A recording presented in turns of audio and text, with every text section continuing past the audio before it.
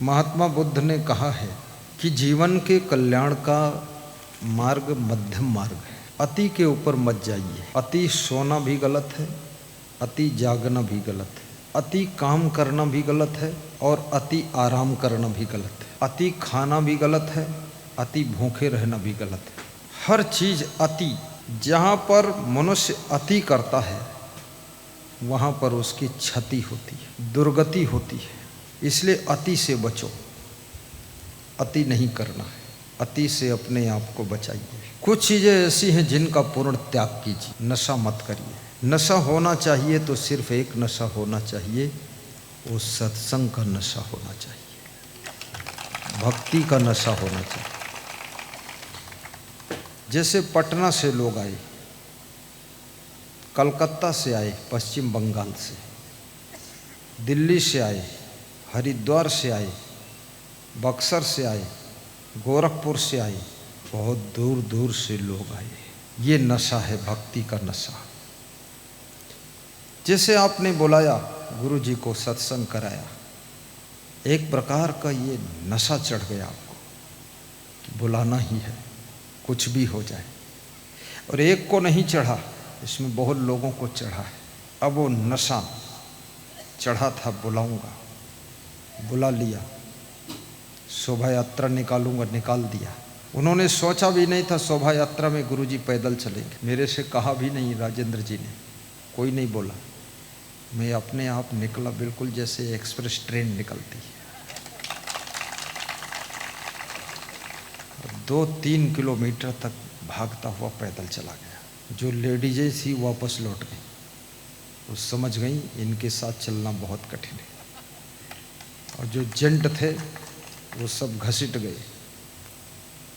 और जो बार बार मुड़ करके कुछ साधु गाड़ी देखते थे, गाड़ी आ गई। क्योंकि मेरी इच्छा थी आपके साथ पैदल चलने की। इसलिए इच्छा थी क्योंकि मैं बिहार की धरती पर चरण रखना चाहता था, पैदल चल दूं। और मैं भी आपके साथ साथ चलकर ये एहसास किया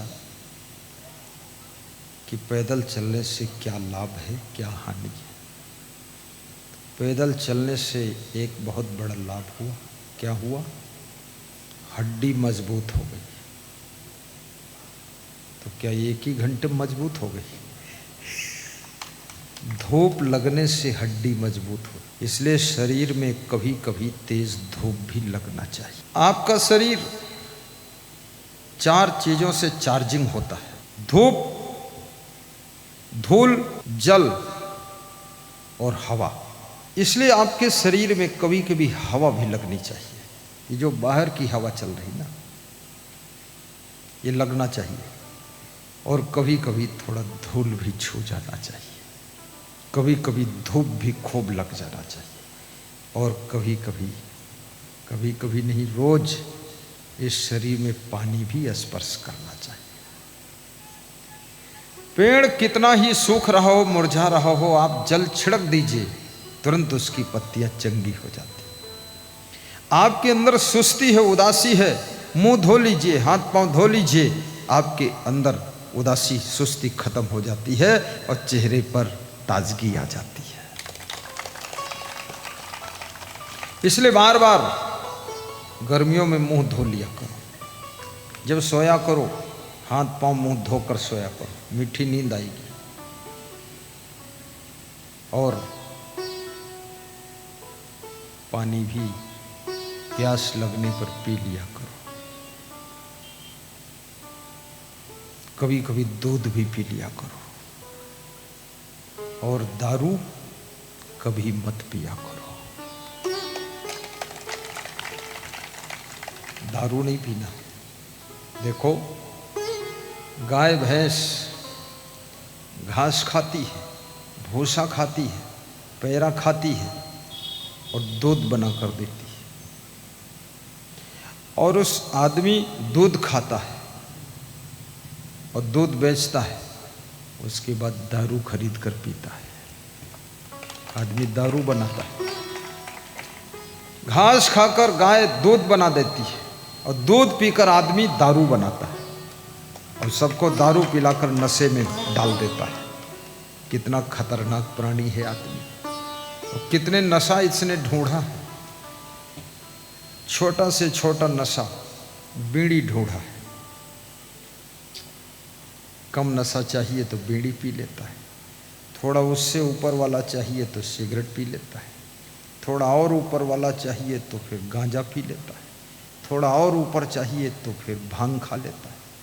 कहता है ये शिव जी की बूटी है, जन्म जन्म की घूंटी है, और आदत नहीं ये छूटी है, और बात हमारी झूठी है और शिव जी की बूटी है। भांग खा लेता है। और ऊपर का नशा फिर देशी शराब पीता है। फिर देशी में संतुष्टि नहीं हुई तो विदेशी शराब, फिर ठंडी बियर, फिर महा ठंडी बियर। न जाने कितनी अंदर आग लगी है महा ठंडी बियर। इंग्लिश बियर,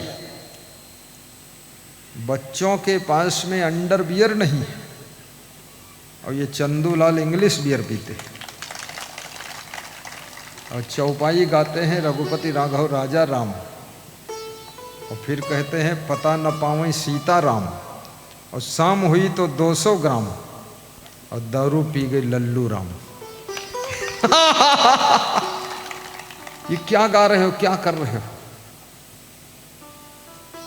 और ये सब केवल आदत है और कुछ नहीं। बचपन में तुम शराब नहीं पीते थे, बीड़ी नहीं पीते थे, गांजा नहीं पीते थे, सिगरेट नहीं पीते थे, भांग नहीं खाते थे, तंबाकू नहीं खाते थे, कभी उसको याद भी नहीं करते थे।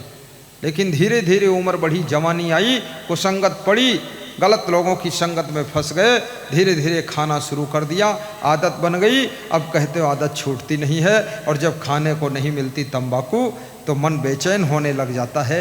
याद रखना, गलत आदत बनाइए ही मत तो छोड़ने की ज़रूरत ही नहीं पड़ेगी। कपड़े गंदे मत करिए तो बार बार धोने की ज़रूरत नहीं पड़ेगी। साफ रखिए कपड़ा, संभल कर पहनिए, जहाँ गंदगी है थोड़ा ऊपर समेट लीजिए। जितने लोग नहीं डूबे हैं नदियों के पानी में, धरती पर जितने लोग नहीं डूबे हैं समुद्र के गहरे पानी में, उससे भी करोड़ों गुना ज्यादा डूब चुके हैं बोतलों के बंद पानी में, बोतलों के बंद पानी। बिहार में सरकार के द्वारा शराब बंद कर दी गई है, लेकिन लोगों का पीना बंद अभी भी नहीं हुआ। झारखंड से मंगा लेते, यूपी से मंगा लेते, पश्चिम बंगाल से मंगा लेते, चाय की तरह घर में बना लेते, और पुलिस कहाँ तक चेक करेगी? और पुलिस चेक करने भी जाती है तो कहती है एक गिलास हमको भी दो, दोनों पिएंगे। हाँ, दमादम मस्त कलंदर, पुलिस वालों का भी पहला नंबर, वो भी कम नहीं। एक ट्राली पर पीछे लिखा था छत्तीसगढ़ प्रदेश में कि मनुष्य देवता नहीं बना, इस बात की कोई गम नहीं। देवता नहीं बन पाया, कोई गम नहीं। मनुष्य देवता नहीं बना, इस बात की कोई गम नहीं। मनुष्य कम से कम दानव नहीं बना, ये बात भी कोई कम नहीं, ये बात भी कोई कम नहीं। बोलिए सदगुरु भगवान की जय। और ये भी याद रखना, मनुष्य जीवन में देवता तो देवता, भगवान बनने की भी व्यवस्था है। यहाँ पर महान बनने की व्यवस्था है, गुणवान बनने की व्यवस्था है, चरित्रवान बनने की व्यवस्था है। देवता भी तरसते हैं, इंतजार करते हैं कि हम मनुष्य कब बनेंगे। सुर दुर्लभ सदग्रंथन गावा, बड़े भाग्य मानुष तन पावा। जिस मनुष्य शरीर को पाने के लिए देवता तरस रहे हैं, उस मनुष्य शरीर को पा करके तुम दारू पी रहे हो, लड़ाई झगड़ा कर रहे हो, अपनी पत्नी को गाली दे रहे हो, घर को नरक बना रहे हो। जिस मनुष्य शरीर को पा करके राम भगवान कहलाए, बुद्ध भगवान कहलाए, महावीर भगवान कहलाए, जिस मनुष्य शरीर को पा करके क्षमा देव महान कहलाए, जिस मनुष्य शरीर को पा करके सदगुरु कबीर साहब संतों के सम्राट कहलाए, उस मनुष्य शरीर को पा करके हम केवल तंबाकू में फंसे हुए, पुड़िया में फंसे हुए। कितनी बड़ी भूल है। सोने की कुदाल से खेत की गुड़ाई नहीं की जाती है, याद रखना। लोहे की कुदाल से खेत की गुड़ाई की जाती है। ये आपको सोने की कुदाल जैसा मनुष्य का शरीर मिला है, इससे ऐसे गलत कर्मों की गुड़ाई मत कीजिए।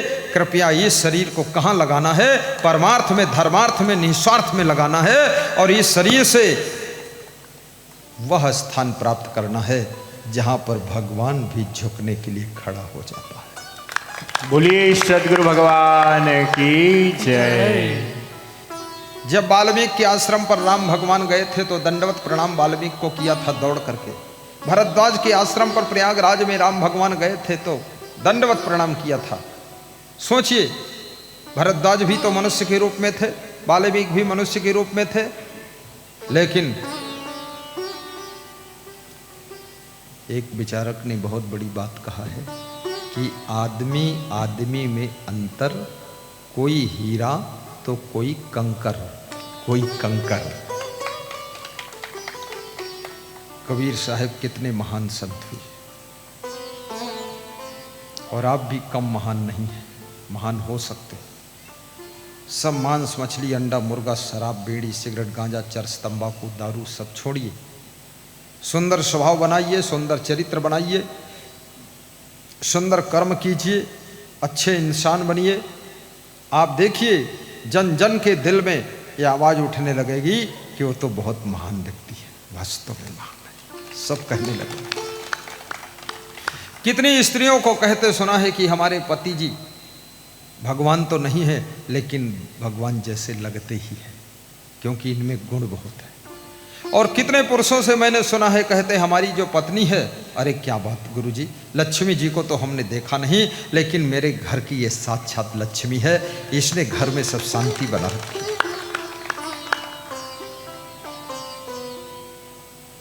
और कितने माता पिता को कहते सुना हूं कि मेरी बेटी ऐसी बेटी है, भगवान सबको ऐसी बेटी दे। मेरे को उस दिन की याद आती तो दुख होता है जब ये विदा होकर ससुराल चली जाएगी तो मेरा घर सूना हो जाएगा।